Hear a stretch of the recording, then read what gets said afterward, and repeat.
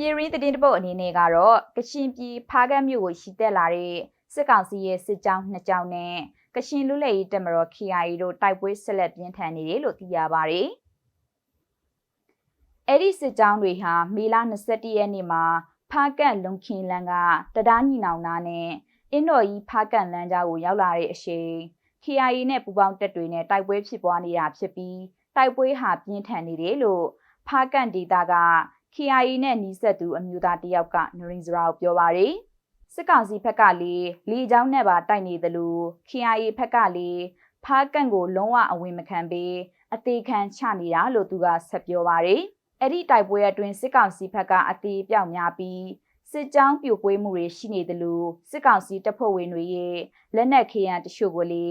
KIA ကတင်စီရမိထားတယ်လို့မြေပြင်သတင်းရင်းမြစ်တွေကပြောပါတယ်